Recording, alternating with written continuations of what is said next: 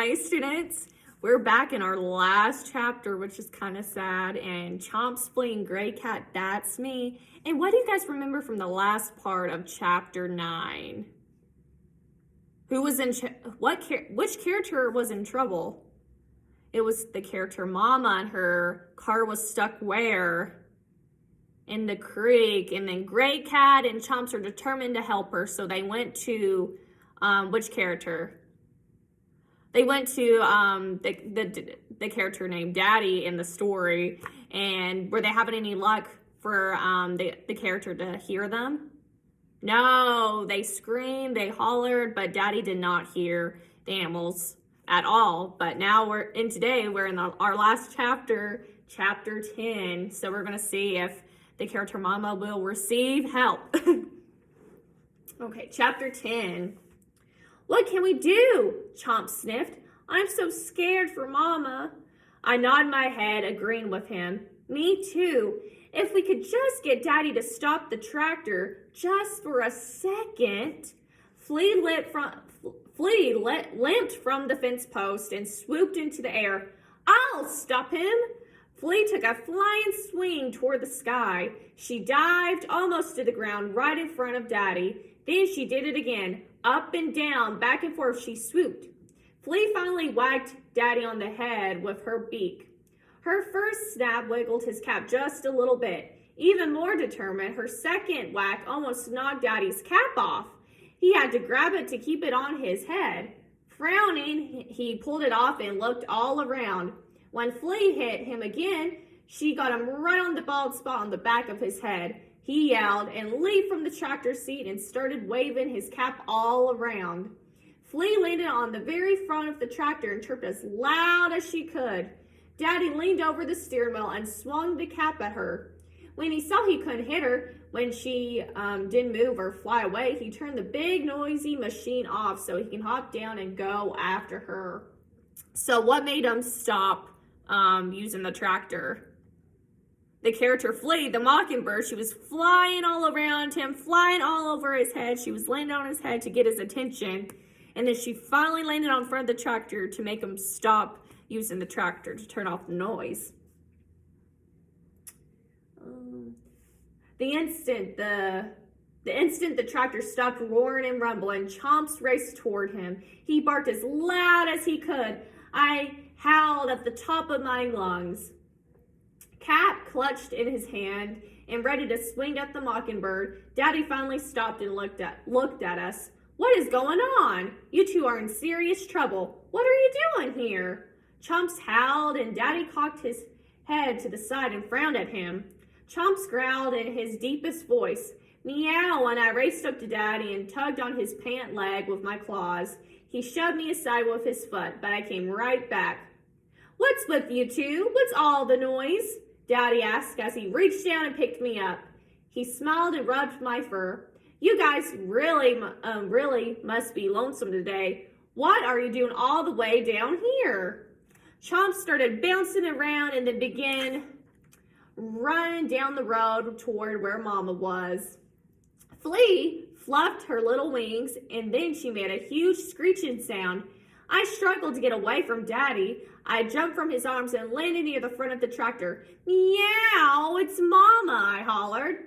What's going on? I don't have time to play right now. I've got to get this hay out on the field. Daddy turned and started back for the tractor. Suddenly, I heard Chomps growl again. He wasn't very far away, trying to lead Daddy toward the bridge, when he heard him say, I don't have time to play. Chomps spun around and charged. Daddy's eyes flashed as big as around his tractor tires when Chomps grabbed his pant leg. The pup growled as mean as he could and then shook Daddy's pants so hard I thought he was going to yank them off. Daddy's mouth flopped open. Chomps let go. He spun around and raced toward the bridge, barking every step of the way. I chased after him, stopping now, then to look back. Daddy was following us.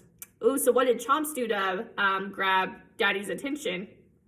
He bit the bottom of his pants to get his attention, and then he raced toward where Mama was stuck in the creek, and that made Daddy follow Chomps and the gray cat.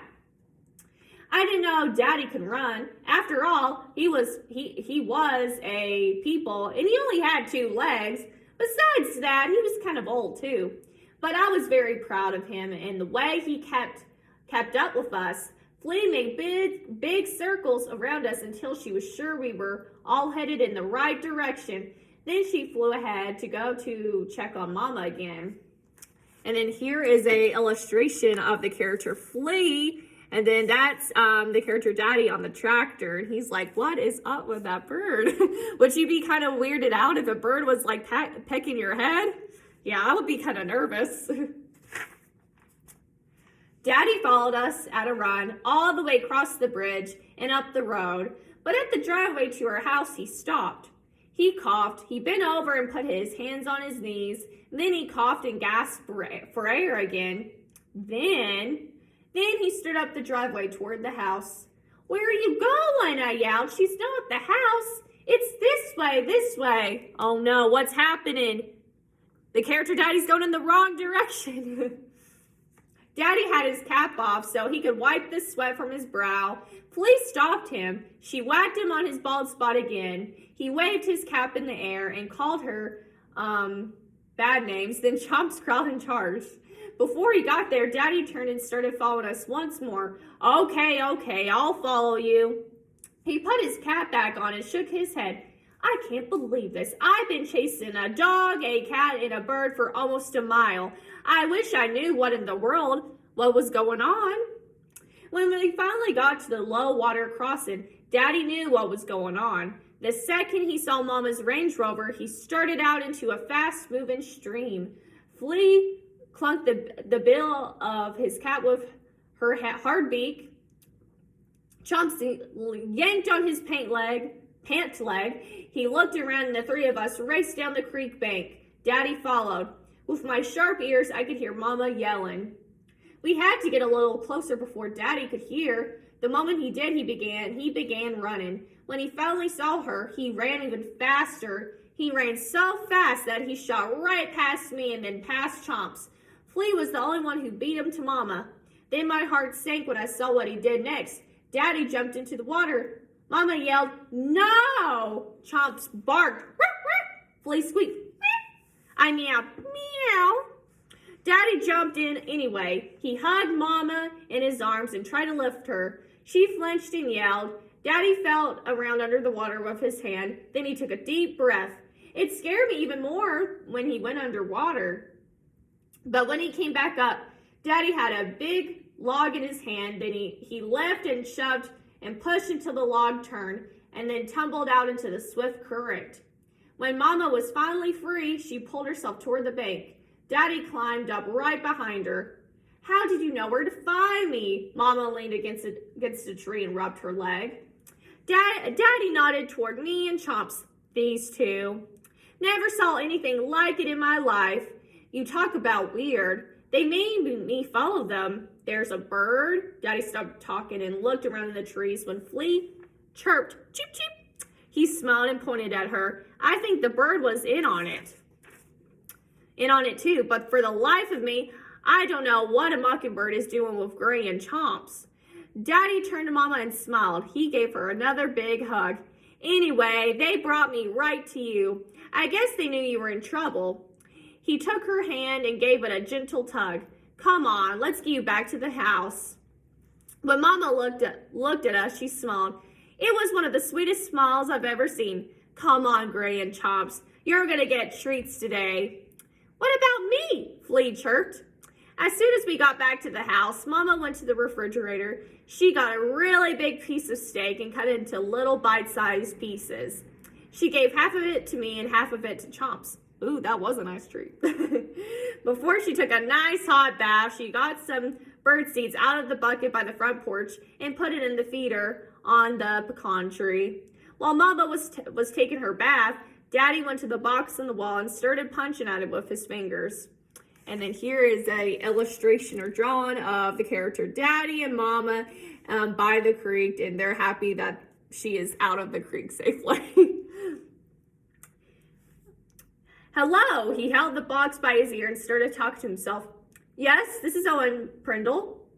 We need a wrecker 4 miles west of town. We've got a Range Rover stuck in a low water crossing. It's brand new and it shouldn't have stalled out. Okay, I'll give you about 20 minutes and then I'll meet you there. No problem, thanks. Daddy put the little box back on the wall. Mama came in just as he hung it up. Daddy hugged her again and gave her a little kiss on the cheek. I've got to see what happened to that car. They said they would be here about 30 minutes. That thing should have stalled out. It's brand new. I'll be back. Mama let Chomps out in the backyard to sleep in the sun. I went to the bedroom and told Callie what had happened. She moved so I could have her pillow for a cat nap. Callie never gave me her pillow before. I guess she was very happy that we helped save Mama. Oh, that was nice of the cat, Callie the cat, to give her pillow for the gray cat. Okay, then we're to the next little bit, the next part of the book. Rats. The words snapped my eyes open. I sat straight up on the pillow and looked around. Rats, the voice said again. It came from the other room. I was instantly awake. I sprang from the bed and trotted to the living room. The only thing we could see under the vehicle were some bare wires pulled down, Daddy told Mama. When they hit the water, it must have been shut it out because the whole electrical system, it had to be a mouse or rat. Chomps doesn't get out in the barn anymore. Gray one pulled down those wires. It just had to be one of those barn rats. And remember the section in the book where the rats were under the car and they were biting the wires? So they did something to the car. My ears perked up. I knew who had chewed on those wires. I remembered when I've seen Nora in the barn messing around under Mama's car. That was what she was doing. It made me so mad I couldn't even see straight. The next morning when Mama opened the front door, she let out a little scream and yelled for Daddy. What in the world is it? She asked when he got there. Is it a gopher? Is it a possum? Daddy ran down at the trophy I had left on the doormat. It's a rat, he gasped. A big one, too. I lay on the porch swing and smiled over them. It's Nora, I meowed softly. What she did to Mama was wrong. It was so bad. She'll never hurt Mama again. The others won't bother us either. They've all ran away. I'll never let them come back. So all the rats are gone. That's good. It was a good trophy. Mama didn't even curl her nose or scold at me when she picked up the mat up and dumped the rat on the field. She just hugged me in her arms and rubbed me. That night, Daddy cooked steaks on the grill. I could get used to steak. It was even better hot than out of the refrigerator. And that is the end of our story. But now we're to the end of our book. Let's read about our authors of this story. So the authors of this story, it's actually two people that wrote this book, and I believe they're married. It's Carol Wallace and Bill Wallace. So let's read about them to see what inspired them to write this type of book. Bill Wallace grew up in Oklahoma, a town of 14,000 people. He had lots of pets, dogs, cats, snakes, lizard. He played baseball and football with his friends. His mother taught high school math. He grew up in Oklahoma, which is in the Midwest of the United States. And then his wife, Carol Wallace, grew up on a dairy farm. So that must be where she got inspired to write about a farm.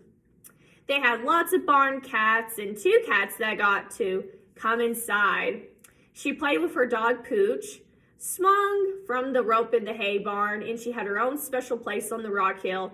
She attended a small rural school through 8th grade and then went to high school. Her math teacher just happened to be Maybelle Wallace. The first time Carol saw Mrs. Wallace's son Bill, he was playing his trombone in front of the high school. So they met in high school. Bill and Carol hold a master's degree in elementary education from Southwestern Oklahoma State University. They are both authors and public speakers, and this is their third book together, but that's really awesome. Yeah, it's very rare to have a husband and wife to be authors together in a book, so that's really cool. But that is the end of our book, which is kind of bittersweet, but I hope you guys enjoyed Chomps, Flea, and Gray Cat. That's me. And it was interesting to read this book because it was from a perspective from an animal, so that was really cool. But anyway, I hope you enjoy it, and then I can't wait to read our next book together. See ya.